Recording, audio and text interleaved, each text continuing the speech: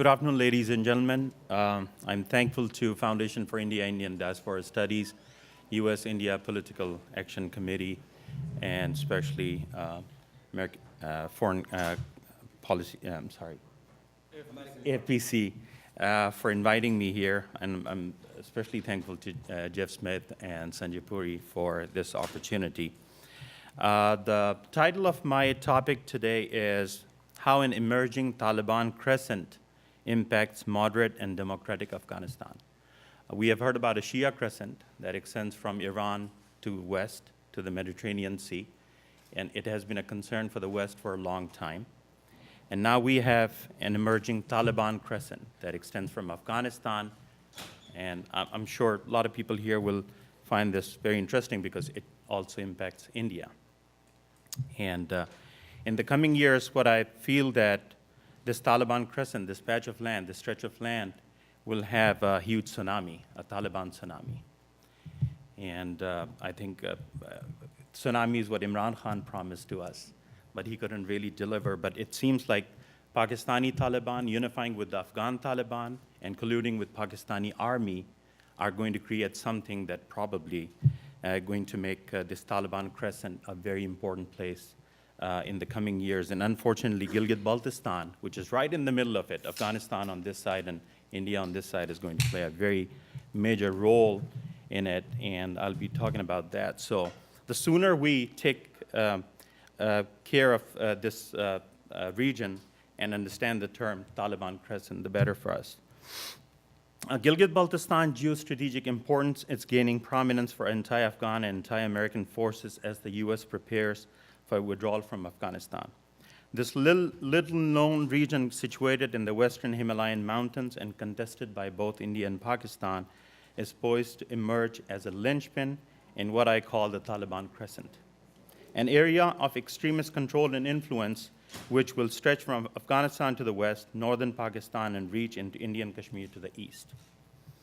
The region is valuable for the Afghan Taliban, whose proposed alliance with Kashmiri militant groups is a harbinger of future jihadi activities in that area. As Gilgit-Baltistan is situated right between the two, it will grow in strategic importance to that effort.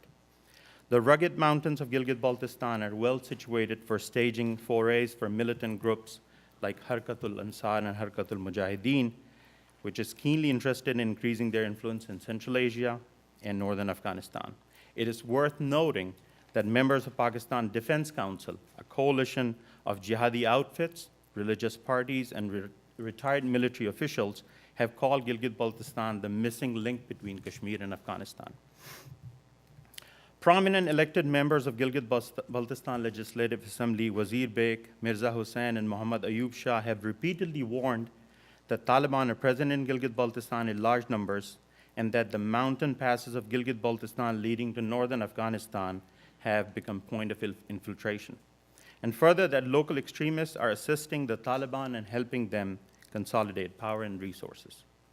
Print media, as well as various Pakistani TV channels, also state that militant camps are operational in districts of Gilgit-Baltistan, especially in the vicinity of the Afghan border.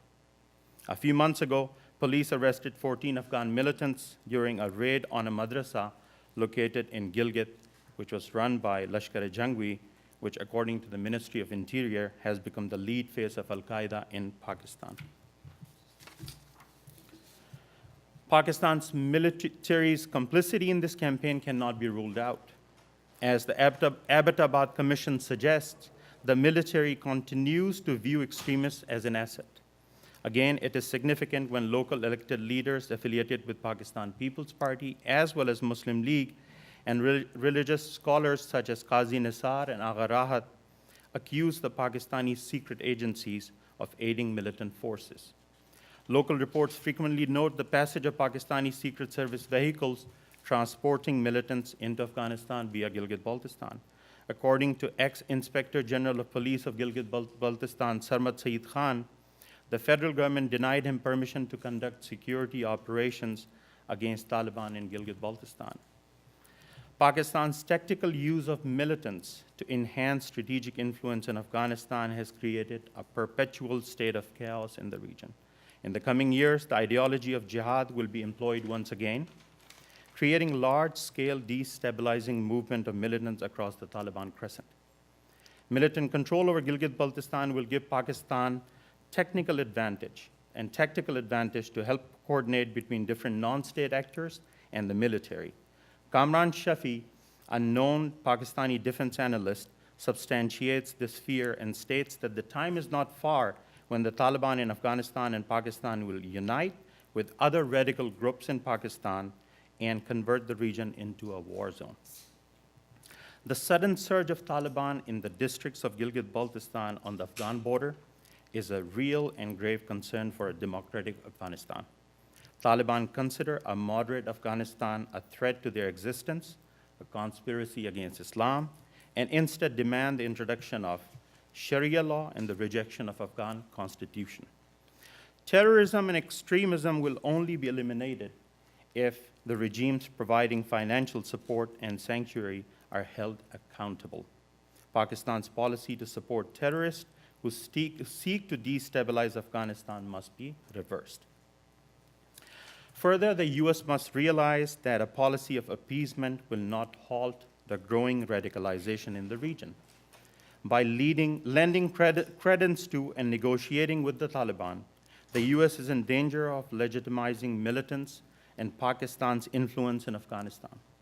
This will ensure that the Taliban crescent will be firmly established and capable of further expansion. However, it is not just the terrorists who are gaining control in Gilgit-Baltistan as a means to influence Afghanistan. Pakistani establishment has also allowed China to station troops, as well as build roads and rail links through Gilgit-Baltistan to further its influence into Afghanistan.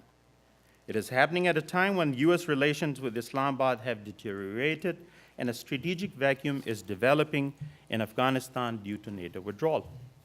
What is most alarming is that both China and the militants have strained relationship with India, as well as expansionist designs on Afghanistan.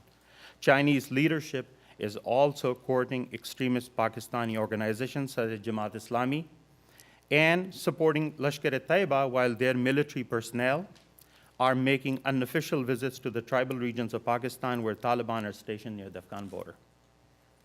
The nexus of this mutual interest can potentially mean a coordinated effort between Pakistan's allies to control Afghanistan. China's reliance on Gilgit-Baltistan to influence Afghanistan is well known. Until 2003, China used the Karakoram Highway of Gilgit-Baltistan to export military hardware to the Taliban government. Currently, China is planning to spend over $18 billion in the construction of tunnels in Gilgit-Baltistan to enhance access to Afghanistan and Baluchistan.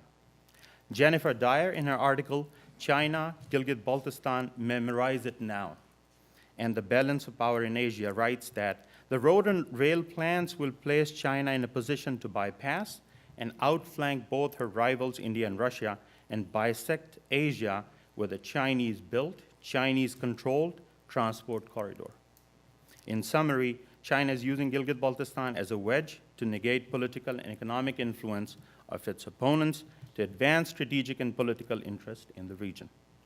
Authoritarian China's complete control over this corridor, leading to an upper hand in Afghanistan, should be a concern for US policymakers who are interested in a democratic and free Afghanistan. Not long ago, Gilgit-Baltistan was considered the hub of international trade, connecting Afghanistan and Central Asia to South Asia and beyond. Free movement and commerce created a culture of coexistence and tolerance. Today, we have a choice to carry forward that tradition or to allow a darker scenario to emerge with global security implications. Ignoring Gilgit-Baltistan's strategic value puts the entire region on a brink for political isolation, economic vulnerability, and the growth of extremism and authoritarianism. The only tenable solution is to help transform Gilgit-Baltistan from the linchpin of terror to a hub of international trade, commerce, and prosperity, where all stakeholders have an incentive to maintain free movement between South and Central Asia. Such a policy will improve coordination between the people of Afghanistan and Gilgit-Baltistan as US allies in fighting terrorist networks.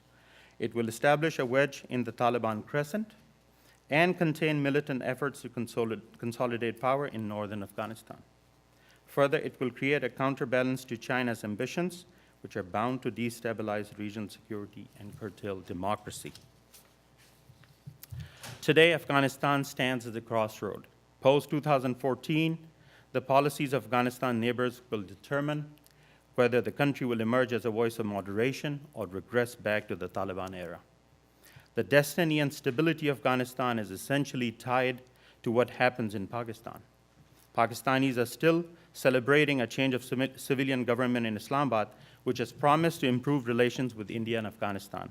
Yet, Pakistan's history suggests that the will of the people is often subsumed by military and intelligence goals. For a democratic and stable Afghanistan to come into existence, Pakistan's military will have to respect Afghanistan as a sovereign nation and halt efforts to unduly influence its shaping. Pakistan needs to stop attempts of defining who Afghanistan's allies and opponents should be. At the same time, the people of Afghanistan, Gilgit-Baltistan, and especially Baluchistan will have to unite in their struggle for social tolerance, economic liberalization, linguistic and cultural diversity and preservation, plural democracy, and peaceful coexistence of all of us. U.S. policymakers can support this shift by declaring Pakistan a country of particular concern and using all measures of diplomacy to deter Pakistan from aiding region's terrorist networks.